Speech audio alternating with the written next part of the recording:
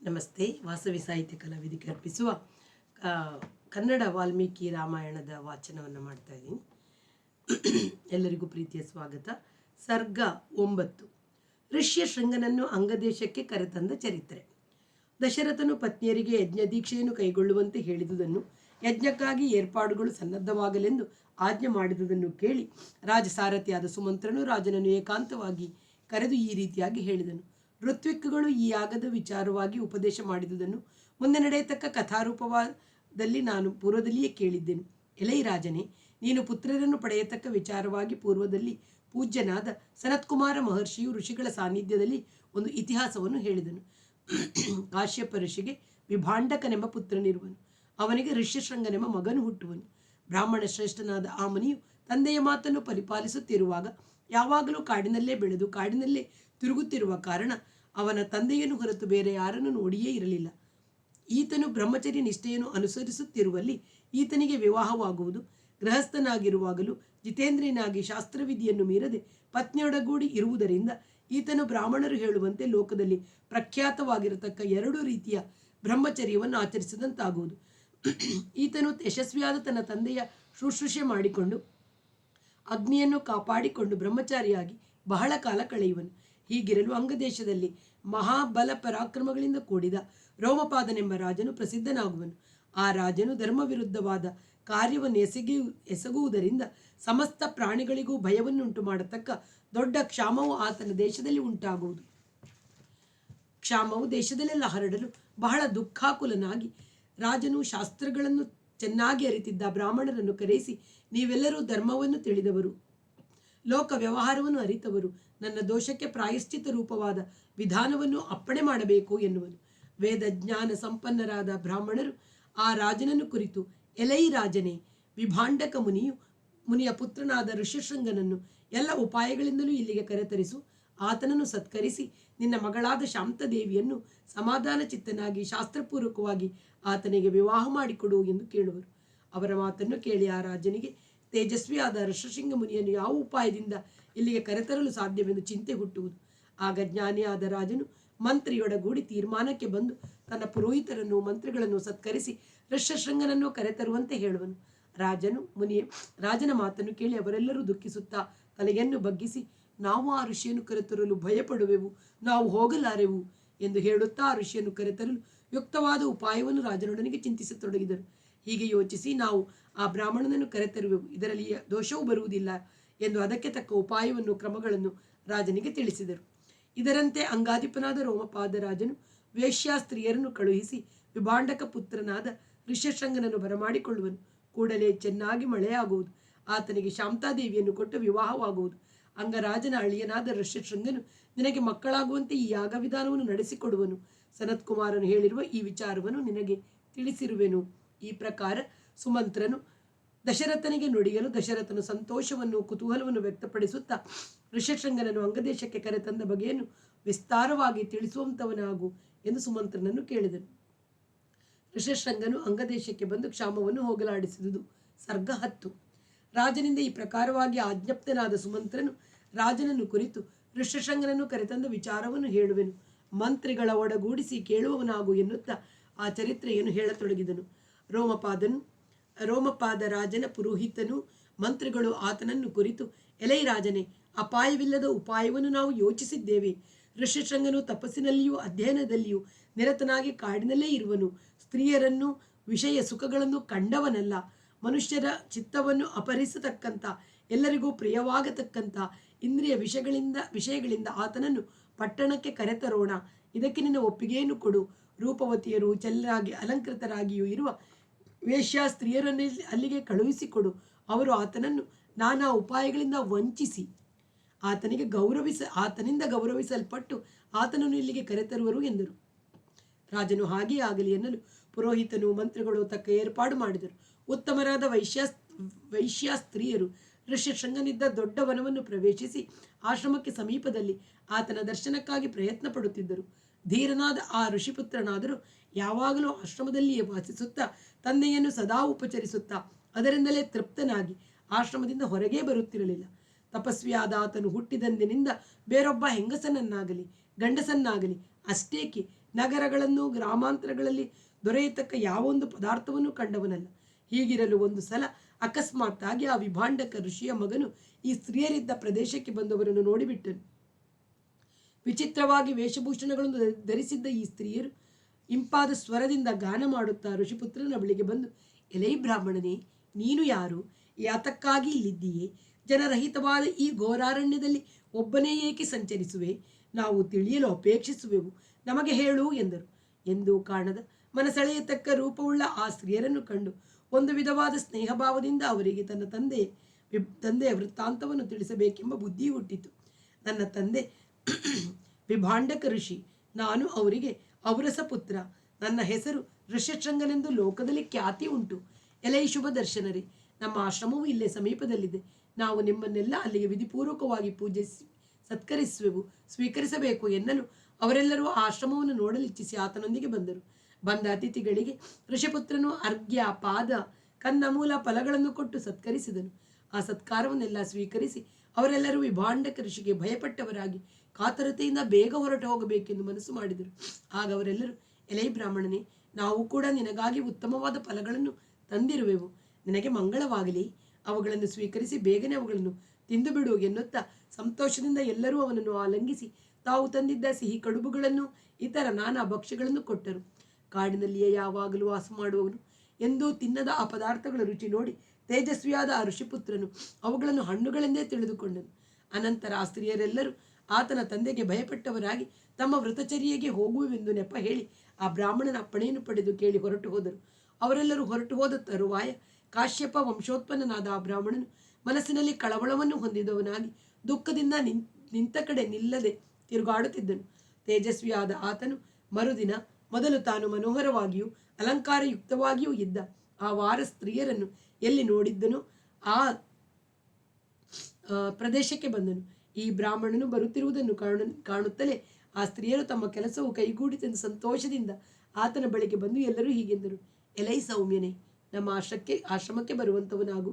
ಅಲ್ಲಿ ನಿನ್ನನ್ನು ಸತ್ಕರಿಸತಕ್ಕ ಈ ವಿಧಿಯು ಇನ್ನೂ ಹೆಚ್ಚು ವೈಭವದಿಂದ ನಡೆಯುವುದು. ಅವರುಗಳ ಮಾತು ಹೃದಯಂಗಮವಾಗಿತ್ತು. ಅವರೊಡನೆ ಪ್ರಯಾಣ ಮಾಡುವ ಮನಸ್ಸು ಮಾಡಿದನು. ಈ ಪ್ರಕಾರ ಆ ಹೆಂಗಸರು ಆತನನ್ನು ತಮ್ಮ ದೇಶಕ್ಕೆ ಕರೆತಂದರು. ಮಹಾತ್ಮನಾದ ಆ ವಿಪ್ರನು ಬಂದೊಡನೆ ಪರ್ಜನ್ಯ ದೇವನು ಚೆನ್ನಾಗಿ ಮಳೆಗೆರೆದನು. ಜನಗಳೆಲ್ಲ ಆನಂದಭರಿತರಾದರು. ಮಳೆಯನ್ನು ಜೊತೆಯಲ್ಲಿಯೇ ಕರೆದುಕೊಂಡು ತನ್ನ ದೇಶಕ್ಕೆ ಬಂದ ಆ ಬ್ರಾಹ್ಮಣನನ್ನು ರೋಮಪಾದ ರಾಜನು ಎದುರುಗೊಂಡು ವಿನಯದಿಂದ ನಮಸ್ಕರಿಸಿ ಸಾಷ್ಟಾಂಗ ಪ್ರಣಾಮ ಮಾಡಿ ಅರ್ಘ್ಯ ಪಾದ್ಯಾದಿಗಳನ್ನು ಅರ್ಪಿಸಿದನು. ಋಷ್ಯಶೃಂಗ ಮುನಿ ಕೂಡ ಯುಕ್ತವಾದ ರೀತಿಯಲ್ಲಿ ರಾಜನನ್ನು ಸಮಾಧಾನ ಪೂರ್ವಕವಾಗಿ ಮಾತುಗಳಿಂದ ಗೌರವಿಸಲು ರಾಜನು ಆತನನ್ನು ಉಪಾಯಾಂತರದಿಂದ ವಂಚಿಸಿ ಕರೆತಂದುದಕ್ಕಾಗಿ ಸಿಟ್ಟು ಮಾಡಬಾರದೆಂದು ಆ ಬ್ರಾಹ್ಮಣೋತ್ತಮನ ಅನುಗ್ರಹವನ್ನು ಯಾಚಿಸಿದನು. ಅನಂತರ ರಾಜನು ಅಂತಃಪುರವನ್ನು ಪ್ರವೇಶಿಸಿ ಯುಕ್ತವಾದ ಏರ್ಪಾಡುಗಳು ನಡೆದ ಮೇಲೆ ಶಾಂತ ಎಂಬ ತನ್ನ ಕನ್ಯೆಯನ್ನು ಯಥಾವಿಧಿಯಾಗಿ ಶಾಂತ ಮನಸ್ಕನಾಗಿ ಆತನಿಗೆ ದಾರೆ ಎರೆದು ಕೊಟ್ಟು ಸಂತೋಷಭರಿತನಾದನು. ಮಹಾ ತೇಜಸ್ವಿಯಾದ ಋಷ್ಯಶೃಂಗನು ಹೆಂಡತಿಯಾದ ಶಾಂತ ದೇವಿಯೊಡನೆ ಎಲ್ಲ ಇಷ್ಟಾರ್ಥಗಳನ್ನು ಪಡೆದು ಸುಸಂಸ್ಕೃತನಾಗಿ ಅಲ್ಲಿಯೇ ವಾಸ ಮಾಡುತ್ತಿದ್ದನು. ಋಷ್ಯಶೃಂಗ ಚರಿತೆಯನ್ನು ಅಪಾರ್ಥಕ್ಕೆ ಈಡು ಮಾಡದಂತೆ ಎಚ್ಚರಿಕೆಯಿಂದ ತಿಳಿದುಕೊಳ್ಳಬೇಕು. ಋಷ್ಯಶೃಂಗನು ಮಹಾಮಹಿಮನು. ವೇಶ್ಯಾಸ್ತ್ರೀಯರಲ್ಲಿ ಕಾಮಭಾವನೆಯಿಂದ ಮನಸೋತು ಅವರೊಡನೆ ಬಂದು ಬಿಟ್ಟನೆಂದು ಅರ್ಥ ಮಾಡಿದರೆ ಮಹಾ ಅಪರಾಧವಾಗುತ್ತದೆ. ಸ್ತ್ರೀಯ ಮುಖವನ್ನೇ ಕಾಣದ ಆ ತಪಸ್ವಿಯು ಸ್ತ್ರೀಯರನ್ನು ಮತ್ತೆ ಯಾರೋ ಋಷಿಗಳೆಂದೇ ಭಾವಿಸಿ ಅವರ ಆಶ್ರಮವನ್ನು ನೋಡಬೇಕೆಂಬ ಚಾಪಲ್ಯದಿಂದ ಬಂದನೆ ಹೊರತು ಸ್ತ್ರೀ ಕಾಮುಕನಾಗಿ ಬಂದವನಲ್ಲ. ಆ ಸ್ತ್ರೀಯರು ಕೂಡ ರಾಜಾಜ್ಞೆಯನ್ನು ಗಾಂಭೀರ್ಯದಿಂದ ಪಾಲಿಸಿದರೆ ಹೊರತು ನೀತಿರಹಿತವಾದ ಕೃತ್ಯಗಳನ್ನು ಎಸಗಲಿಲ್ಲ. ತಮ್ಮನ್ನು ಋಷಿಗಳೆಂದೇ ಭಾವಿಸಿದ ಆ ಋಷಿಯನ್ನು ಉಪಾಯ ಮಾಡಿ ವಂಚಿಸಿ ಕರೆತರುವ ಉದ್ದೇಶದಿಂದ ಆಲಂಗಿಸಿದರೆ ಹೊರತು ಅಶ್ಲೀಲವಾದ ಭಾವನೆಯಿಂದಲ್ಲ. ಆ ಋಷಿಗಳು ಯಾರು, ಅವರು ಎಲ್ಲಿಯವರು ಇತ್ಯಾದಿ ವಿಚಾರಗಳಲ್ಲಿ ಕುತೂಹಲನಾಗಿ ಋಷ್ಯಶೃಂಗನು ಕಳವಳಿಸುತ್ತಾ ಅದೇ ಯೋಚನೆಯಲ್ಲಿ ಮಗ್ನನಾದನೆ ಹೊರತು ಯಾವ ದುರ್ಭಾವನೆಯಿಂದಲೂ ಅಲ್ಲ. ಅಂಥ ದುರ್ಭಾವನೆಯಲ್ಲಿ ಪ್ರವರ್ತಿಸಿದ್ದರೆ ಅಂಗದೇಶಕ್ಕೆ ಬಂದೊಡನೆ ಕ್ಷಾಮವು ತೊಲಗಿ ಸುಭಿಕ್ಷವಾಗುವಂತೆ ಮಳೆ ಕರೆಯುತ್ತಿರಲಿಲ್ಲ. ಇಂದು ನಾಳೆ ಕೂಡ ಶುದ್ಧಾತ್ಮರು ವಾಲ್ಮೀಕಿ ರಾಮಾಯಣವನ್ನು ಪಾರಾಯಣ ಮಾಡುವಾಗ ಋಷ್ಯಶೃಂಗ ಚರಿತ್ರೆಯನ್ನು ವಿಸ್ತರಿಸಿ ಹೇಳಿದರೆ ಮಳೆ ಬರುವುದು ಎಂಬ ಪ್ರತೀತಿ ಉಂಟು. ಬ್ರಹ್ಮನ ಪುತ್ರ ಮರೀಚಿಯ ಪುತ್ರ ಕಾಶ್ಯಪ ಮಹರ್ಷಿಯ ಪುತ್ರನೇ ವಿಭಂಡಕ ಎಂದು ಹೇಳುವುದುಂಟು. ವಿಭಾಂಡಕನು ಈ ಮಹಾಕ್ಷೇತ್ರದಲ್ಲಿ ಪರಮೇಶ್ವರನನ್ನು ಕುರಿತು ತಪಸ್ಸು ಮಾಡುತ್ತಿರುವಾಗ ಮಲಹಾನಿಕರವೆಂಬ ಅನ್ವರ್ಥನಾಮವುಳ್ಳ ಮಹಾಲಿಂಗವು ಉದ್ಭವಿಸಿತು. ವಿಭಾಂಡಕನ ಉಗ್ರ ತಪಸ್ಸನ್ನು ಕೆಡಿಸಬೇಕೆಂದು ಒಂದು ದಿನ ಋಷಿಯ ಸಮೀಪದಲ್ಲಿ ಕೆರೆಯಲ್ಲಿ ಸ್ನಾನ ಮಾಡುತ್ತಿರುವಾಗ ಇಂದ್ರನು ಊರ್ವಶಿಯನ್ನು ಕಳುಹಿಸಿದನು. ವಿಭಾಂಡಕನು ಆಕೆಯನ್ನು ನೋಡಿ ಚಿತ್ತಚಾಂಚಲ್ಯ ಪಡೆದುದರಿಂದ ಆತನ ಶರೀರದಿಂದ ತೇಜಸ್ಸು ಬಿದ್ದು ನೀರಿನಲ್ಲಿ ಹರಿಯಿತು. ಆ ಸಮಯದಲ್ಲಿ ಒಂದು ಹೆಣ್ಣು ಜಿಂಕೆಯು ಬಾಯಾರಿ ಆ ಕೆರೆಯಲ್ಲಿ ನೀರು ಕುಡಿಯುವಾಗ ಆ ತೇಜಸ್ಸನ್ನು ಕುಡಿದು ಗರ್ಭವನ್ನು ತಾಳಿತು. ಮಾಸ ಕಳೆದ ನಂತರ ಆ ಜಿಂಕೆಯು ಆಶ್ರಮದ ಮುಂಭಾಗದಲ್ಲಿ ಒಂದು ಗಂಡು ಶಿಶುವನ್ನು ಪ್ರಸವಿಸಿತು. ಎಲೈ ವಿಭಾಂಡಕ ಋಷಿಗಳೇ, ನಿಮ್ಮ ಆಶ್ರಮದ ಮುಂದೆ ಜಿಂಕೆಯೊಂದು ಮಗುವನ್ನು ಎತ್ತಿದೆ. ಅದು ನಿಮ್ಮ ಸಂತಾನ. ಆ ಮಗುವನ್ನು ನೀವು ಚೆನ್ನಾಗಿ ರಕ್ಷಿಸಿರಿ, ಮುಂದೆ ಲೋಕ ಕಲ್ಯಾಣವಾಗುವುದು ಎಂದು ಅಶರೀರವಾಣಿ ಆಯಿತು. ಅದೇ ಪ್ರಕಾರ ಋಷಿಗಳು ಬಂದು ನೋಡಿ ಆ ಮಗುವನ್ನು ಎತ್ತಿಕೊಂಡು ಬಿಸಿ ನೀರಿನಲ್ಲಿ ಸ್ನಾನ ಮಾಡಿಸಿ ಪುತ್ರೋತ್ಸವವನ್ನು ಯಥಾವಿಧಿಯಾಗಿ ಆಚರಿಸಿದರು. ಮಗುವು ವಿಭಾಂಡಕನನ್ನೇ ಹೋಲುತ್ತಿತ್ತು, ಆದರೆ ಜಿಂಕೆಯ ಸಂಬಂಧವಾಗಿ ಒಂದು ಕೊಂಬು ಹಣೆಯಲ್ಲಿದ್ದಿತು. ಆದ್ದರಿಂದ ಬ್ರಾಹ್ಮಣರು ಮಗುವಿಗೆ ಋಷ್ಯಶೃಂಗ ಎಂದು ಹೆಸರಿಟ್ಟರು. ಋಷ್ಯಶೃಂಗನು ವೇಶ್ಯರೊಡನೆ ಹೊರಟು ಹೋದಾಗ ವಿಭಾಂಡಕನು ಸಮಿತ್ ಕುಶಾದಿಗಳನ್ನು ತರಲು ವನಾಂತರಕ್ಕೆ ಹೋಗಿದ್ದನು. ಪರಮಜ್ಞಾನಿಯಾದ ಆತನು ಮುಂದೆ ನಡೆಯತಕ್ಕದ್ದನ್ನೆಲ್ಲ ತಿಳಿದಿದ್ದರೆಂದು ಭಾವಿಸಬೇಕು. ದಶರಥನ ಪುತ್ರಕಾಮೇಷ್ಟಿಯಾಗವನ್ನು ಮುಗಿಸಿಕೊಂಡು ಋಷ್ಯಶೃಂಗನು ಶಾಂತಾ ಸಮೇತನಾಗಿ ತಂದೆಯ ಬಳಿಗೆ ಬಂದು ಎಲ್ಲ ವೃತ್ತಾಂತಗಳನ್ನು ವಿಜ್ಞಾಪಿಸಿ ತಂದೆಗೆ ಶುಶ್ರೂಷೆ ಮಾಡುತ್ತಾ ಅಲ್ಲಿಯೇ ಕೆಲವು ಕಾಲ ತಪಸ್ಸನ್ನು ಆಚರಿಸಿದನು. ಒಂದು ದಿನ ತಾನು ತಪಸ್ಸು ಮಾಡಲು ಯೋಗ್ಯವಾದ ಸ್ಥಳವನ್ನು ತಿಳಿಸೆಂದು ತಂದೆಯಲ್ಲಿ ಪ್ರಾರ್ಥಿಸಲು ವಿಭಾಂಡಕನು ಸಹ್ಯಾದ್ರಿ ಪರ್ವತ ಶ್ರೇಣಿಯಲ್ಲಿ ನಳಿನಿ, ನಂದಿನಿ ಎಂಬ ನದಿಗಳ ನಡುವೆ ಸ್ವಯಂಭೂ ಚಂದ್ರಶೇಖರನು ಉದ್ಭವಿಸಿರುವ ಕ್ಷೇತ್ರವನ್ನು ತಿಳಿಸಿದನು. ಆ ಸ್ಥಳಕ್ಕೆ ನರಸಿಂಹ ಪರ್ವತವೆಂದು ಹೆಸರು. ಋಷ್ಯಶೃಂಗನು ಶಾಂತಾದೇವಿಯೊಡನೆ ಈ ಸ್ಥಳಕ್ಕೆ ತಪಸ್ಸಿಗಾಗಿ ತೆರಳಿದನು. ವಿಭಾಂಡಕನು ಅತ್ತ ತಪಸ್ಸನ್ನು ಆಚರಿಸುತ್ತಾ ಈಶ್ವರನ ಅನುಗ್ರಹಕ್ಕೆ ಪಾತ್ರನಾಗಿ ಮಲಹಾನಿಕರವೆಂಬ ಸ್ವಯಂಭೂ ಲಿಂಗದಲ್ಲಿ ಐಕ್ಯನಾದನು. ಋಷ್ಯಶೃಂಗನು ಕೂಡ ಉತ್ತಮ ತಪಸ್ಸನ್ನು ಆಚರಿಸಿದ ಫಲವಾಗಿ ಪರಮೇಶ್ವರನು ಪ್ರತ್ಯಕ್ಷವಾಗಿ ಏನು ಬೇಕು ಎಂದು ಕೇಳಲು ಋಷ್ಯಶೃಂಗನು ಬಾಯಿ ತಪ್ಪಿ ನಿನ್ನಲ್ಲಿ ನನ್ನನ್ನು ಸೇರಿಸಿಕೋ ಎಂದು ಕೇಳುವುದರ ಬದಲಾಗಿ ನನ್ನಲ್ಲಿ ನೀನು ಸೇರಿಸಿಕೋ ಎಂದು ಹೇಳಿದುದರಿಂದ ಪರಮೇಶ್ವರನು ಹಾಗೆಯೇ ಆಗಲೆಂದು ಋಷ್ಯಶೃಂಗನ ಶರೀರವನ್ನು ಪ್ರವೇಶಿಸಿ ಆತನಿಗೂ ಶಾಂತಾದೇವಿಗೂ ಕೈವಲ್ಯ ಸಾಮ್ರಾಜ್ಯವನ್ನು ಅನುಗ್ರಹಿಸಿದನೆಂದು ಚರಿತ್ರೆ ಇದೆ. ಋಷ್ಯಶೃಂಗ ಶಾಂತೆಯರ ತಪೋವನವು ಶೃಂಗೇರಿಗೆ 5 ಮೈಲು ದೂರದಲ್ಲಿದೆ ಎಂದು, ಹೀಗೆ ಬಾಯಿ ತೊದಲಿ ವರವನ್ನು ಬೇಡಿದುದರಿಂದ ಆ ಸ್ಥಳಕ್ಕೆ ಕಿಗ್ಗವೆಂದು ಹೆಸರಾಯಿತೆಂದು ಶೃಂಗೇರಿಯ ಸ್ಥಳ ಪುರಾಣದಿಂದ ತಿಳಿದು ಬರುತ್ತದೆ. ಆದರೆ ಶೃಂಗೇರಿಗೂ ಅಂಗದೇಶಕ್ಕೂ ಬಹಳ ದೂರ. ವಿವಾಹಕ್ಕೆ ಮುಂಚಿತವಾಗಿ ಋಷ್ಯಶೃಂಗನು ಅಂಗದೇಶದ ಸಮೀಪದಲ್ಲಿ ಎಲ್ಲಿಯೋ ಇದ್ದಿರಬೇಕು. ಸರ್ಗ 11. ದಶರಥನು ಋಷ್ಯಶೃಂಗನನ್ನು ಪತ್ನಿ ಸಮೇತ ಅಯೋಧ್ಯೆಗೆ ಕರೆತಂದದ್ದು. ಎಲೈ ದಶರಥ ಚಕ್ರವರ್ತಿಯೇ, ದೇವೋತ್ತಮನಾದ ಸನತ್ಕುಮಾರ ಮುನಿಯ ಮುಂದೆ ನಡೆಯತಕ್ಕ ವಿಚಾರವೆಂದು ಕಥಾರೂಪದಲ್ಲಿ ತಿಳಿಸಿದ್ದ ವಿಚಾರವು ನನಗೆ ಪಥ್ಯವಾದುದು. ನಾನು ಅದನ್ನು ನಿನಗೆ ಹೇಳುತ್ತೇನೆ, ಕೇಳು. ಇಕ್ಷ್ವಾಕು ವಂಶದಲ್ಲಿ ಧರ್ಮಬುದ್ಧಿಯುಳ್ಳವನು, ಸಂಪದ್ಯುಕ್ತನೂ ಸತ್ಯಪ್ರತಿಜ್ಞನೂ ಆದ ದಶರಥನೆಂಬುವನು ಹುಟ್ಟುವನು. ಅಂಗರಾಜನೊಡನೆ ಆತನಿಗೆ ಸ್ನೇಹ ಬೆಳೆಯುವುದು. ಅಂಗರಾಜನಿಗೆ ರೋಮಪಾದನೆಂಬ ಮಗನಿರುವನು. ಇವನಿಗೆ ಮಹಾಭಾಗ್ಯಶಾಲಿಯಾದ ಶಾಂತ ಎಂಬ ಕನ್ಯೆಯೂ ಹುಟ್ಟುವಳು. ರೋಮಪಾದನ ಬಳಿಗೆ ಮಹಾಯಶಸ್ವಿಯಾದ ದಶರಥನು ಬಂದು, ಎಲೈ ಧರ್ಮಾತ್ಮನೆ, ನನಗೆ ಮಕ್ಕಳಿಲ್ಲ. ನನ್ನ ವಂಶಾಭಿವೃದ್ಧಿ ಆಗುವಂತೆ ಸಂತಾನ ಉಂಟು ಮಾಡುವುದಕ್ಕಾಗಿ ನಾನು ಮಾಡತಕ್ಕ ಯಜ್ಞವನ್ನು ಮಾಡಿಸುವುದಕ್ಕಾಗಿ ಶಾಂತಾಪತಿಯಾದ ನಿನ್ನ ಅಳಿಯನನ್ನು ಕಳುಹಿಸಿಕೊಡು ಎನ್ನುವನು. ರಾಜನು ಈ ಮಾತನ್ನು ಕೇಳಿ ಮನಸ್ಸಿನಲ್ಲಿ ಆಲೋಚಿಸಿ ಜ್ಞಾನಿಯಾದ ರೋಮಪಾದರಾಜನು ಪುತ್ರ ಪ್ರಾಪ್ತಿಗಾಗಿ ಯಜ್ಞವನ್ನು ಮಾಡಿಸುವುದಕ್ಕಾಗಿ ಶಾಂತಾಪತಿಯಾದ ಋಷ್ಯಶೃಂಗನನ್ನು ಕಳಿಸಿಕೊಡುವನು. ದಶರಥ ರಾಜನು ಆ ಬ್ರಾಹ್ಮಣನನ್ನು ಕರೆತಂದು ಬಹಳ ಸಂತೋಷದಿಂದ ಯಜ್ಞವನ್ನು ನೆರವೇರಿಸುವನು. ಧರ್ಮಜ್ಞನಾದ ದಶರಥನು ಯಶಸ್ಸನ್ನು ಅಪೇಕ್ಷಿಸುತ್ತಾ ಕೈ ಜೋಡಿಸಿ ವಿಪ್ರೋತ್ತಮನಾದ ಋಷ್ಯಶೃಂಗನನ್ನು ಯಜ್ಞವನ್ನು ಪೂರ್ತಿಗೊಳಿಸಿಕೊಡಬೇಕೆಂದು, ಅದರ ಫಲವಾಗಿ ತನಗೆ ಸಂತಾನ ಪ್ರಾಪ್ತಿಯು ಇಹಲೋಕವನ್ನು ಬಿಟ್ಟ ಮೇಲೆ ಸ್ವರ್ಗ ಪ್ರಾಪ್ತಿಯೂ ಆಗುವಂತೆ ಅನುಗ್ರಹಿಸಬೇಕು ಎಂದು ಬೇಡುವನು. ರಾಜನಾದ ದಶರಥನು ಬ್ರಾಹ್ಮಣ ಶ್ರೇಷ್ಠನಾದ ಈತನ ಸಹಾಯದಿಂದ ತನ್ನ ಇಷ್ಟಾರ್ಥವನ್ನು ಹೊಂದುವನು. ಮಹಾಪರಾಕ್ರಮಿಗಳು, ವಂಶೋದ್ಧಾರಕರು, ಎಲ್ಲ ಲೋಕಗಳಲ್ಲೂ ಖ್ಯಾತಿ ಉಳ್ಳವರು ಆದ 4 ಮಕ್ಕಳು ದಶರಥನಿಗೆ ಹುಟ್ಟುವರು. ಹೀಗೆಂದು ಪೂಜ್ಯನು ದೇವಶ್ರೇಷ್ಠನೂ ಆದ ಸನತ್ಕುಮಾರನ ಮುನಿಯು ಪೂರ್ವದಲ್ಲಿ, ಅಂದರೆ ಕೃತಯುಗದಲ್ಲಿಯೇ ಈ ವಿಚಾರವನ್ನು ಹೇಳಿದ್ದನು. ಆದ್ದರಿಂದ ಎಲೈ ಪುರುಷ ಶ್ರೇಷ್ಠನೇ, ಎಲೈ ಮಹಾರಾಜನೇ, ನೀನು ಸ್ವಂತವಾಗಿ ಆತನ ಗೌರವಾರ್ಥವಾಗಿ, ಋಷ್ಯಶೃಂಗನ ಗೌರವಾರ್ಥವಾಗಿ ತಕ್ಕ ಸೈನ್ಯವನ್ನು ವಾಹನವನ್ನು ತೆಗೆದುಕೊಂಡು ಹೋಗಿ ಆತನನ್ನು ಸತ್ಕರಿಸಿ ಕರೆದುಕೊಂಡು ಬಾ. ಹೀಗೆಂದು ಸುಮಂತ್ರನು ದಶರಥನಿಗೆ ತಿಳಿಸಿದನು. ಸುಮಂತ್ರನ ವಚನವನ್ನು ಕೇಳಿ ವಸಿಷ್ಠರ ಅಪ್ಪಣೆಯನ್ನು ಪಡೆದು ದಶರಥನು ತನ್ನ ಅಂತಃಪುರದ ಸ್ತ್ರೀಯರನ್ನು ಮಂತ್ರಗಳನ್ನು ಕರೆದುಕೊಂಡು ಆ ಬ್ರಾಹ್ಮಣನಿರುವ ದೇಶಕ್ಕೆ ಪ್ರಯಾಣ ಮಾಡಿದನು. ದಾರಿಯಲ್ಲಿ ಅನೇಕ ವನಗಳನ್ನು ನದಿಗಳನ್ನು ದಾಟುತ್ತಾ ಮೆಲ್ಲನೆ ಆ ಮುನಿಶ್ರೇಷ್ಠನಿರುವ ದೇಶಕ್ಕೆ ಪ್ರಯಾಣ ಮಾಡಿದನು. ರೋಮಪಾದನ ಸಮೀಪದಲ್ಲಿದ್ದ ಋಷಿಪುತ್ರನಾದ ಬ್ರಾಹ್ಮಣೋತ್ತಮನ ಬಳಿಗೆ ಬಂದೊಡನೆ ಅಗ್ನಿಯಂತೆ ತೇಜೋಮಯನಾದ ಆತನನ್ನು ಕಂಡು ವಿಸ್ಮಿತನಾದನು. ಸ್ನೇಹಿತನಾದ ದಶರಥ ಭೂಪಾಲನು ತನ್ನ ದೇಶಕ್ಕೆ ಬಂದುದಕ್ಕಾಗಿ ರೋಮಪಾದನು ಬಹಳವಾಗಿ ಹರ್ಷಿಸಿ ಆತನನ್ನು ವಿಶೇಷವಾಗಿ ಸತ್ಕರಿಸಿದನು. ಅನಂತರ ತನಗೂ ದಶರಥನಿಗೂ ಇದ್ದ ಸ್ನೇಹವನ್ನು, ವ್ಯಾವಹಾರಿಕ ಸಂಬಂಧವನ್ನು ಅಳಿಯನಾದ ಋಷ್ಯಶೃಂಗನಿಗೆ ತಿಳಿಸಲು ಋಷ್ಯಶೃಂಗನು ಸಹ ದಶರಥ ರಾಯನನ್ನು ಗೌರವಿಸಿದನು. ಮೂಲ ಸಖ್ಯಂ ಸಬಂಧಕಂ ಜೈವ, ಶಾಂತೆಯು ವಾಸ್ತವವಾಗಿ ದಶರಥ ರಾಯನ ಮಗಳೆಂದು ಮಕ್ಕಳಿಲ್ಲದ ರೋಮಪಾದನು ಬೇಡುವುದರಿಂದ ಆಕೆಯನ್ನು ಸಾಕುಮಗಳಾಗಿ ದಶರಥನು ರೋಮಪಾದನಿಗೆ ಕೊಟ್ಟವನೆಂದು ಕೆಲವರು ವ್ಯಾಖ್ಯಾನಕಾರರು ತಿಳಿಸುತ್ತಾರೆ.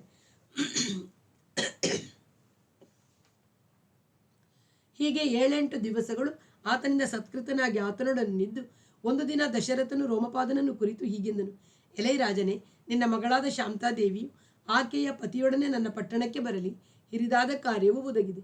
ರೋಮಪಾದನು ಹಾಗೆಯೇ ಆಗಲೆಂದು ಋಷಶೃಂಗನನ್ನು ಕುರಿತು ನೀನು ನಿನ್ನ ಹೆಂಡತಿಯೊಡನೆ ದಶರಥನ ಪಟ್ಟಣಕ್ಕೆ ಹೋಗಿ ಬಾ ಎಂದನು. ಇದನ್ನು ಕೇಳಿ ಋಷಿಪುತ್ರನು ಹಾಗೆಯೇ ಆಗಲಿ ಎಂದು ರಾಜನ ಅಪ್ಪಣೆಯನ್ನು ಪಡೆದು ಪತ್ನಿ ಸಮೇತನಾಗಿ ಅಯೋಧ್ಯೆಗೆ ಹೊರಟನು.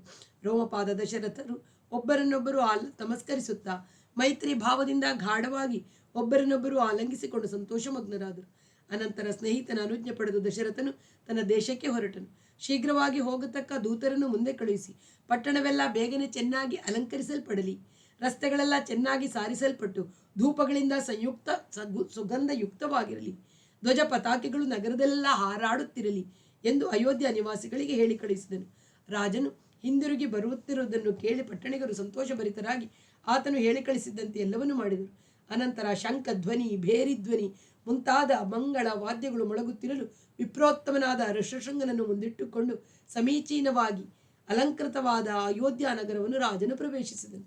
ದೇವೇಂದ್ರ ಸದೃಶ್ಯನಾದ ತಮ್ಮ ರಾಜನಿಂದ ಸತ್ಕರಿಸಲ್ಪಟ್ಟು ಆ ಬ್ರಾಹ್ಮಣರು ತಮ್ಮ ಪುರಕ್ಕೆ ಬರುತ್ತಿರುವುದನ್ನು ನೋಡಿ ಜನಗಳೆಲ್ಲ ಆನಂದಪಟ್ಟರು. ರಾಜನು ಅಂತಃಪುರವನ್ನು ಪ್ರವೇಶಿಸಿ ಋಷಶೃಂಗನನ್ನು ವಿಧಿವತ್ತಾಗಿ ಪೂಜಿಸಿ ಉಪಚರಿಸಿ ಆತನನ್ನು ಕರೆದುಕೊಂಡು ಬಂದುದರಿಂದ ತಾನು ಕೃತಾರ್ಥನಾದನೆಂದು ಭಾವಿಸಿದನು. ಅಂತಃಪುರದ ಸ್ತ್ರೀಯರು ಸಹ ವಿಶಾಲವಾದ ಕಣ್ಣುಗಳಿಂದ ಶೋಭಿಸುತ್ತಿದ್ದ ಶಾಂತಾದೇವಿಯು ಪತಿಯೊಡನೆ ಬಂದುದನ್ನು ಕಂಡು ಆನಂದಿಸುತ್ತಾ ಆಕೆಯನ್ನು ವಿಶೇಷವಾದ ಪ್ರೀತಿಯಿಂದ ಕಂಡರು. ಶಾಂತಾದೇವಿಯು ಅಂತಃಪುರದ ಸ್ತ್ರೀಯರೊಡನಿಂದಲೂ ರಾಜನಿಂದಲೂ ಪೂಜಿಸಲ್ಪಟ್ಟು ಪತಿಯಾದ ಋಷ್ಯಶೃಂಗನೊಡನೆ ಕೆಲವು ಕಾಲ ಸುಖವಾಗಿಯೇ ಅಲ್ಲೇ ಇದ್ದಳು. ಸರ್ಗ 12. ದಶರಥನು ಅಶ್ವಮೇಧ ಯಾಗಕ್ಕಾಗಿ ಏರ್ಪಾಡು ಮಾಡಿಸಿದ್ದು. ಹೀಗೆ ಬಹಳ ಕಾಲವಾದ ಮೇಲೆ ಮನೋಹರವಾದ ವಸಂತ ಋತುವು ಪ್ರಾಪ್ತವಾಗಲು ರಾಜನು ಯಜ್ಞವನ್ನು ನಿರ್ಧರಿಸಿದನು. ಅನಂತರ ದೇವತೆಯಂತೆ ವರ್ಚಸ್ವಿಯಾಗಿದ್ದ ಆ ಬ್ರಾಹ್ಮಣನ ಬಳಿಗೆ ಬಂದು ತಲೆಬಾಗಿ ನಮಸ್ಕರಿಸಿ ತನ್ನ ಕುಲವು ಅಭಿವೃದ್ಧಿ ಆಗುವಂತೆ ಸಂತಾನವಾಗುವುದಕ್ಕಾಗಿ ಮಾಡತಕ್ಕ ಯಜ್ಞಕ್ಕೆ ಪೌರಹಿತ್ಯವನ್ನು ವಹಿಸಿಕೊಳ್ಳಬೇಕೆಂದು ಪ್ರಾರ್ಥಿಸಿದನು. ಆತನದಕ್ಕೆ ಒಪ್ಪಿಕೊಂಡು ರಾಜನಿಂದ ಪೂಜಿಸಲ್ಪಟ್ಟ ಮೇಲೆ ಯಜ್ಞಕ್ಕೆ ಪದಾರ್ಥಗಳೆಲ್ಲ ಶೇಖರವಾಗಲಿ, ಯಜ್ಞಾಶ್ವವನ್ನು ದೇಶ ದೇಶಗಳಿಗೆ ಕಳುಹಿಸು ಎಂದು ರಾಜನಿಗೆ ಹೇಳಿದನು. ರಾಜನು ಮಂತ್ರಶ್ರೇಷ್ಠನಾದ ಸುಮಂತ್ರನನ್ನು ಕರೆದು ಸುಯಜ್ಞ, ವಾಮದೇವ, ಜಾಬಾಲಿ, ಕಾಶ್ಯಪ, ಪುರೋಹಿತರಾದ ವಶಿಷ್ಠರು ಇವರನ್ನು ಬ್ರಹ್ಮಜ್ಞಾನಿಗಳಾದ ಬ್ರಾಹ್ಮಣೋತ್ತಮರಾದ ಇನ್ನೂ ಇತರ ಋತ್ವಿಕಗಳನ್ನು ಬೇಗನೆ ಕರೆದುಕೊಂಡು ಬಾ ಎನ್ನಲು ಸುಮಂತ್ರನು ತ್ವರೆಯಾಗಿ ಹೋಗಿ ವೇದ ಪಾರಂಗತರಾದ ಅವರೆಲ್ಲರನ್ನೂ ಕರೆತಂದನು. ಧರ್ಮಾತ್ಮನಾದ ದಶರಥನು ಅವರೆಲ್ಲರನ್ನೂ ಪೂಜಿಸಿ ಮೃದುನುಡಿಗಳಿಂದ ಧರ್ಮಾರ್ಥಯುಕ್ತವೂ ಯೋಗ್ಯವೂ ಆದ ಮಾತುಗಳನ್ನು ಆಡಿದನು. ಮಕ್ಕಳಿಗೋಸ್ಕರ ಪರಿತಪಿಸುತ್ತಿರುವ ನನಗೆ ಮಕ್ಕಳಾಗುವವರೆಗೂ ಮನಸ್ಸಿನಲ್ಲಿ ಸೌಖ್ಯವಿಲ್ಲ. ಅದಕ್ಕಾಗಿ ಅಶ್ವಮೇಧ ಯಾಗವನ್ನು ಮಾಡಬೇಕೆಂದು ಅಭಿಪ್ರಾಯಪಟ್ಟಿರುತ್ತೇನೆ. ಶಾಸ್ತ್ರೋಕ್ತ ಕರ್ಮ ವಿಧಾನದಿಂದ ಈ ಯಾಗವನ್ನು ಮಾಡಲಿಚ್ಛಿಸುವೆನು. ವಿಭಾಂಡಕ ಋಷಿಯ ಪುತ್ರನಾದ ಋಷ್ಯಶೃಂಗನ ಪ್ರಭಾವದಿಂದ ನನ್ನ ಇಷ್ಟಾರ್ಥಗಳನ್ನು ಪಡೆಯಬೇಕೆಂದಿರುವೆನು. ವಸಿಷ್ಠರೇ ಮೊದಲಾದ ಬ್ರಾಹ್ಮಣರೆಲ್ಲರೂ ಅರಸನಾಡಿದ ಮಾತುಗಳನ್ನು ಶ್ಲಾಘಿಸಿದರು. ಅನಂತರ ಅವರೆಲ್ಲರೂ ಋಷ್ಯಶೃಂಗನನ್ನು ಮುಂದಿಟ್ಟುಕೊಂಡು ಯಜ್ಞಕ್ಕೆ ಪದಾರ್ಥಗಳೆಲ್ಲ ಶೇಖರವಾಗಲಿ, ಕುದುರೆಯನ್ನು ಕಳುಹಿಸಿಕೊಡು. ಪುತ್ರಾರ್ಥವಾಗಿ ಇಂತಹ ಧಾರ್ಮಿಕವಾದ ಬುದ್ಧಿಯು ನಿನಗೆ ಉಂಟಾಗಿರುವುದರಿಂದ ಖಂಡಿತವಾಗಿಯೂ ನೀನು ಮಹಾಪರಾಕ್ರಮಿಗಳಾದ 4 ಮಕ್ಕಳ ಪುತ್ರರನ್ನು ಪಡೆಯುವೆ ಎಂದರು. ಬ್ರಾಹ್ಮಣರ ವಾಕ್ಯವನ್ನು ಕೇಳಿ ರಾಜನು ಸಂತೋಷಗೊಂಡು ಶುಭ ನುಡಿಗಳಿಂದ ಮಂತ್ರಿಗಳಿಗೆ ಇಂತೆಂದನು: ಗುರುಗಳ ಮಾತಿನ ಪ್ರಕಾರ ಯಜ್ಞಕ್ಕಾಗಿ ಪದಾರ್ಥಗಳೆಲ್ಲ ಶೇಖರವಾಗಲಿ. ಸಮರ್ಥರಾದ ರಕ್ಷಕರೊಡನೆ ಉಪಾಧ್ಯಾಯರೊಡನೆಯೂ ಯಜ್ಞ ಪಶುವನ್ನು ಕಳುಹಿಸಿಕೊಡಿ. ಸರಯೂ ನದಿಯ ಉತ್ತರ ತೀರದಲ್ಲಿ ಯಜ್ಞಭೂಮಿಯು ನೇಮಕವಾಗಲಿ. ಶಾಂತಿ ಕಾರ್ಯಗಳು ಕ್ರಮವಾಗಿ ವಿಧಿವತ್ತಾಗಿಯೂ ನೆರವೇರಲಿ. ಸರ್ವೋತ್ತಮವಾದ ಈ ಯಜ್ಞವನ್ನು ಮಾಡುವಾಗ ವಿಘ್ನಗಳು ದೋಷಗಳು ಉಂಟಾಗದಿದ್ದಲ್ಲಿ ಎಲ್ಲ ರಾಜರು ಈ ಯಜ್ಞವನ್ನು ಮಾಡಬಹುದಾಗಿತ್ತು. ಆದರೆ ವಿದ್ವಾಂಸರಾದ ಬ್ರಹ್ಮ ರಾಕ್ಷಸರು ಈ ಯಾಗವನ್ನು ನಡೆಸುತ್ತಿರುವಾಗ ದೋಷಗಳಿಗಾಗಿ ಹುಡುಕುತ್ತಿರುತ್ತಾರೆ. ಯಜ್ಞವು ಕೆಟ್ಟು ಹೋದರೆ ಕೂಡಲೇ ಯಜ್ಞ ಮಾಡುವವನು ತಕ್ಕವನು ನಾಶ ಹೊಂದುತ್ತಾನೆ. ಆದ್ದರಿಂದ ಈ ಯಜ್ಞವು ಶಾಸ್ತ್ರೋಕ್ತವಾದ ರೀತಿಯಲ್ಲಿ ಸಮಾಪ್ತಿ ಹೊಂದುವಂತೆ ಈ ಕೆಲಸವನ್ನು ಮಾಡಲು ಸಮರ್ಥರಾದವರು ಎಲ್ಲ ಏರ್ಪಾಡುಗಳನ್ನು ಮಾಡಲಿ ಎಂದು ಆಜ್ಞಾಪಿಸಿದರು. ಚಕ್ರವರ್ತಿಯು ಆಜ್ಞಾಪಿಸಿದ ಮಾತುಗಳನ್ನು ಕೇಳಿ ಮಂತ್ರಿಗಳೆಲ್ಲರೂ ತಮ್ಮ ಅಪ್ಪಣೆಯಂತೆ ನಡೆಯುವೆವು ಎಂದು ರಾಜನನ್ನು ಗೌರವಿಸಿ ಆತನ ಆಜ್ಞೆಯನ್ನು ಅನುಸರಿಸಿದರು. ಆ ಬ್ರಾಹ್ಮಣರೆಲ್ಲರೂ ಧರ್ಮಜ್ಞನಾದ ಆ ರಾಜಶ್ರೇಷ್ಠನನ್ನು ಕೊಂಡಾಡುತ್ತಾ ಆತನಿಂದ ಬೀಳ್ಕೊಟ್ಟು ತಮ್ಮ ಸ್ಥಾನಗಳಿಗೆ ಹಿಂದಿರುಗಿದರು. ಬ್ರಾಹ್ಮಣೋತ್ತಮರು ಹೊರಟು ಹೋದ ಮೇಲೆ ತೇಜೋಮಯನಾದ ಆ ರಾಜನು ಮಂತ್ರಿಗಳನ್ನು ಬೀಳ್ಕೊಟ್ಟು ತನ್ನ ಅರಮನೆಯನ್ನು ಪ್ರವೇಶಿಸಿದನು. ಸರ್ಗ 13. ಯಜ್ಞದ ಏರ್ಪಾಡುಗಳು ಮುಗಿದು ಯಜ್ಞಶಾಲೆಯಲ್ಲಿ ಎಲ್ಲರೂ ಬಂದು ಸೇರಿದುದು. ಮುಂದಿನ ವಸಂತ ಋತು ಬಂದು ಹೋಯಿತು. ಯಜ್ಞಕ್ಕೆ ಏರ್ಪಾಡು ಮಾಡಲಾರಂಭಿಸಿ 1 ವರ್ಷವೂ ಪೂರ್ತಿಯಾಯಿತು. ಸಮರ್ಥನಾದ ದಶರಥನು ಮಕ್ಕಳನ್ನು ಪಡೆಯುವುದಕ್ಕಾಗಿ ಅಶ್ವಮೇಧ ಯಾಗವನ್ನು ಮಾಡಲೋಸ್ಕರ ವಸಿಷ್ಠರ ಬಳಿ ಬಂದು ಹೀಗೆ ಯುಕ್ತವಾದ ರೀತಿಯಲ್ಲಿ ಪೂಜಿಸಿ ಬ್ರಾಹ್ಮಣ ಶ್ರೇಷ್ಠರಲ್ಲಿ ವಿನಯದಿಂದ ಹೀಗೆಂದನು. ಎಲೈ ಋಷಿವರ್ಯರೇ, ಎಲೈ ಬ್ರಹ್ಮ, ವಿಧಿವತ್ತಾಗಿ ನನ್ನಿಂದ ಯಜ್ಞವನ್ನು ಮಾಡಿಸಿ ವಿಘ್ನಗಳು ಬಂದೊದಗದಂತೆ ಯಜ್ಞದ ನಾನಾ ಭಾಗಗಳನ್ನು ನಡೆಸಬೇಕು. ತಾವು ನನಗೆ ಆಪ್ತರಾದ ಸ್ನೇಹಿತರು ಮತ್ತು ಹಿರಿಯರಾದ ಪರಮಗುರುಗಳು. ಆದ್ದರಿಂದ ಈಗ ನಡೆಯಬೇಕಾಗಿರುವ ಯಜ್ಞದ ನಿರ್ವಹಣೆಯನ್ನು ತಾವೇ ವಹಿಸಬೇಕು. ಆ ಬ್ರಾಹ್ಮಣ ಶ್ರೇಷ್ಠರು ರಾಜನ ಮಾತನ್ನು ಕೇಳಿ ಹಾಗೆಯೇ ಆಗಲಿ, ನೀನು ಇಷ್ಟಪಟ್ಟಂತೆ ಇದೆಲ್ಲವನ್ನು ನಾನು ಮಾಡುವೆನು ಎಂದರು.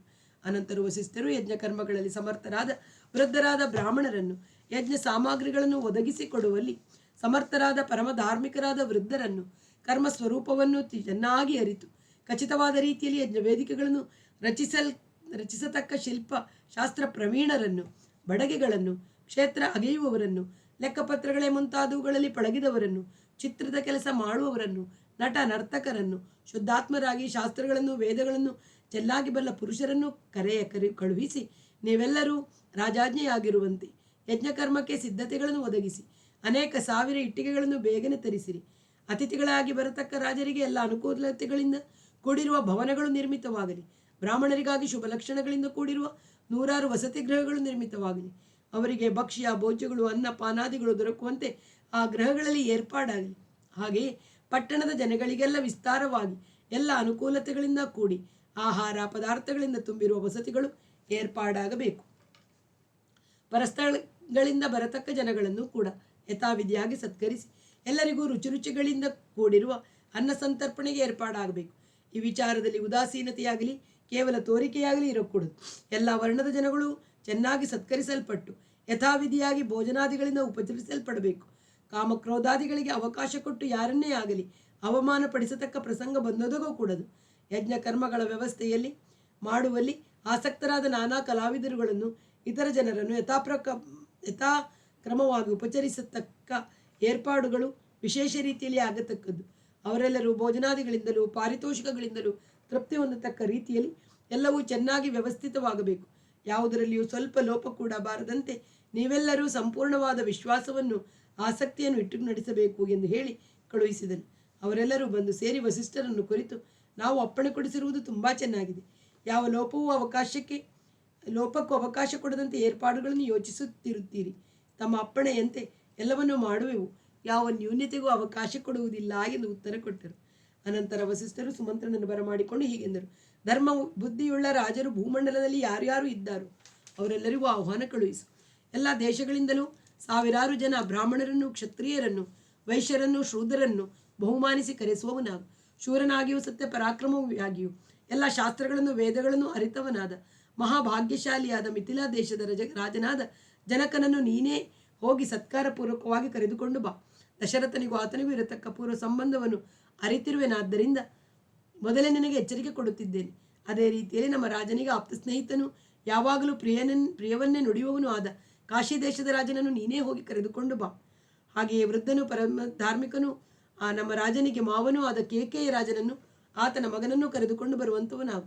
ನಮ್ಮ ರಾಜನಿಗೆ ಸ್ನೇಹಿತನೂ ಭಾಗ್ಯಶಾಲಿಯೂ ಕೀರ್ತಿವಂತನೂ ಆದ ಅಂಗದೇಶದ ರಾಜನಾದ ರೋಮಪಾದನನ್ನು ಸತ್ಕರಿಸಿ ಕರೆದುಕೊಂಡು ಬಾ.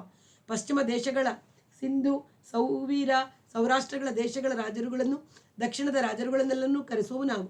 ನಮ್ಮ ರಾಜನಿಗೆ ಆಪ್ತರಾಗಿ ಈ ಭೂಮಂಡಲದಲ್ಲಿ ಇನ್ನು ಯಾರ್ಯಾರು ರಾಜರು ಇದ್ದಾರೋ ಅವರೆಲ್ಲರನ್ನೂ ಬಂದು ಪರಿವಾರದೊಡನೆ ಕ್ಷಿಪ್ರವಾಗಿ ಕರೆಸುವವನಾಗು. ವಸಿಷ್ಠರ ಮಾತನ್ನು ಕೇಳಿ ಸುಮಂತ್ರನು ರಾಜರುಗಳನ್ನೆಲ್ಲ ಕರೆತರಲು ಸಮರ್ಥರಾದ ಜನರುಗಳನ್ನು ಬೇಗನೆ ಕಳುಹಿಸಿದನು. ಋಷಿಗಳು ನೀನೇ ಹೋಗಿ ಕರೆತರಬೇಕು ಎಂದು ಸೂಚಿಸಿದ್ದ ರಾಜರನ್ನು ಕರೆತರಲು ಧರ್ಮಾತ್ಮನಾದ ಸುಮಂತ್ರನು ತ್ವರಿತವಾಗಿ ತಾನೇ ಹೊರಟನು. ಯಜ್ಞ ಕರ್ಮಗಳಿಗಾಗಿ ನೇಮಿತರಾಗಿದ್ದ ಜನರೆಲ್ಲರೂ ಅವರವರ ಕೆಲಸಗಳನ್ನು ಮುಗಿಸಿ ವಸಿಷ್ಠರಲ್ಲಿಗೆ ಬಂದು ಭಿನ್ನವಿಸಿಕೊಂಡರು. ಆಗ ಬ್ರಾಹ್ಮಣ ಶ್ರೇಷ್ಠನು ಸಂತೋಷಪಟ್ಟು ಅವರೆಲ್ಲರನ್ನು ಕುರಿತು, ಅವಮಾನಕರವಾದ ರೀತಿಯಿಂದಾಗಲಿ ಕಾರ್ಯದ ಮಹತ್ವವನ್ನು ಮರೆತು ಕೇವಲ ವಿನೋದ ಭಾವವನ್ನು ತಾಳಿಯಾಗಲಿ ಯಾವ ದಾನ ಧರ್ಮಾದಿಗಳನ್ನು ಮಾಡಕೂಡದು. ಹೀಗೆ ಮಾಡಿದ್ದೇ ಆದರೆ ಅದು ಕೊಡತಕ್ಕ ಧಾತೃವನ್ನು ಕೊಂದು ಹಾಕುತ್ತದೆ, ಇದರಲ್ಲಿ ಸಂಶಯವಿಲ್ಲ ಎಂದು ಎಚ್ಚರವಿತ್ತನು. ರಾಜರುಗಳೆಲ್ಲ ಕೆಲವು ಹಗಲು ರಾತ್ರಿ ಪ್ರಯಾಣ ಮಾಡಿ ದಶರಥ ರಾಜನಿಗೆ ಕೊಡುವುದಕ್ಕೋಸ್ಕರ ಬಹುರತ್ನಗಳನ್ನು ತೆಗೆದುಕೊಂಡು ಬಂದು ಸೇರಿದರು. ವಸಿಷ್ಠರು ಪರಮ ಸಂತೋಷದಿಂದ ರಾಜನನ್ನು ಕುರಿತು, ಎಲೆ ಪುರುಷ ಶ್ರೇಷ್ಠನೇ, ನಿನ್ನ ಅಪ್ಪಣೆಯಂತೆ ರಾಜರುಗಳೆಲ್ಲ ಬಂದಿರುವರು. ಅವರೆಲ್ಲರನ್ನು ತಕ್ಕಂತೆ ತಾನೇ ಸತ್ಕರಿಸುವೆನು. ಸಮರ್ಥ ಭಾವದವರಿಂದ ಯಜ್ಞದ ಏರ್ಪಾಡುಗಳೆಲ್ಲವೂ ಮುಗಿದಿವೆ. ಯಜ್ಞವನ್ನು ಉಪಕ್ರಮ ಮಾಡಲು ಇಲ್ಲಿಂದ ಯಜ್ಞಶಾಲೆಗೆ ಹೊರಡುವವನಾಗು.